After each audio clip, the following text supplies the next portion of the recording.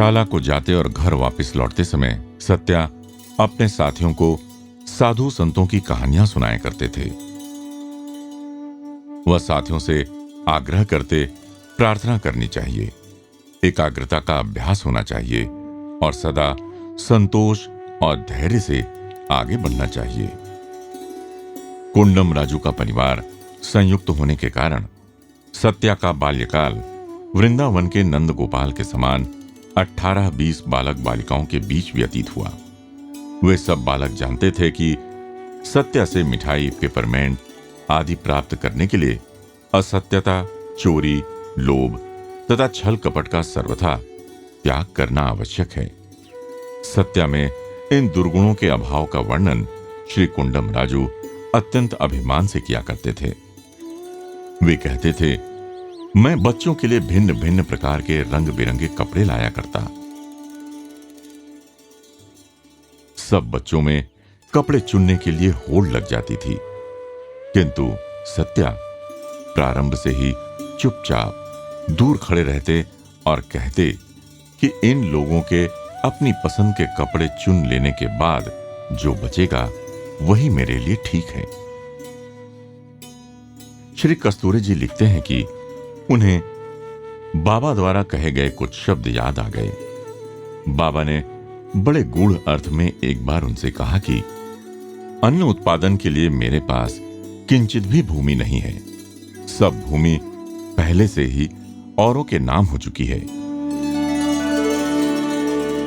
इसलिए जिस प्रकार भूमिहीन लोग गांव के तालाब के सूखने का इंतजार करते हैं और उसके सूखते ही तुरंत उसे साफ कर वहां शीघ्रता से अपने लिए अन्न उपजाते हैं, उसी प्रकार मैं भी अपने लिए आनंद नाम के अन्न को दीन और दुखियों के सूखे हृदय से अवसर मिलते ही उपजा लेता हूं।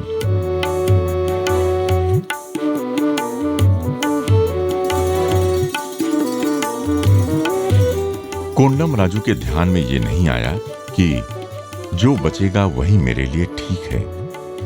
8 वर्षीय बालक के इस कथन में शुष्क हृदयों में आनंद उपजाने का गूढ़ अर्थ छिपा हुआ था।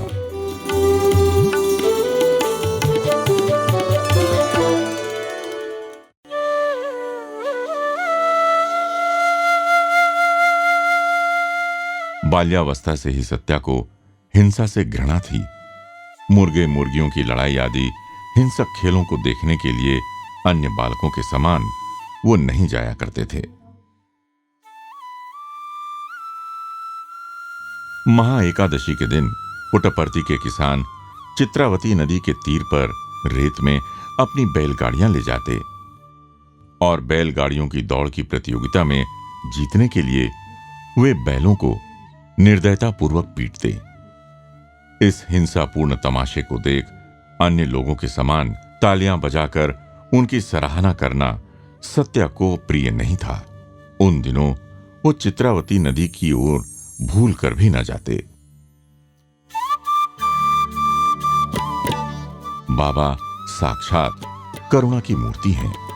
श्री एन कस्तूरी जी लिखते हैं कि एक बार कर्नाट नागपल्ली में उपस्थित मोटर गाड़ियों में मद्रास की ओर प्रयाण करने के लिए कुछ भक्तगण प्रशांति निलयम से रात्रि के लगभग 10 बजे बैलगाड़ियों में बैठे।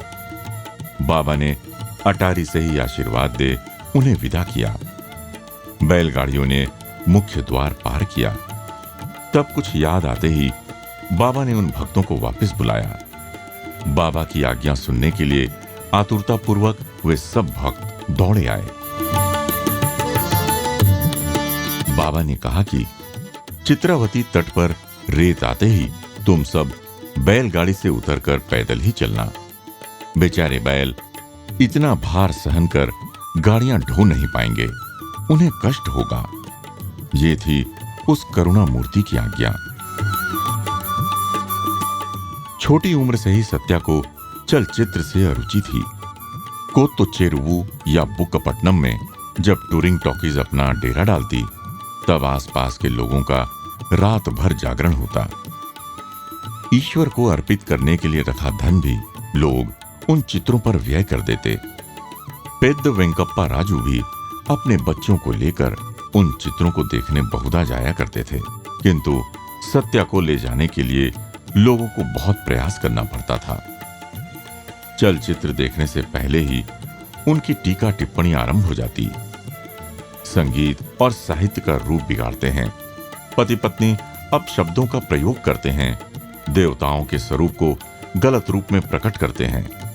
खून, चोरी, डकैती के दृश्य भरे रहते हैं।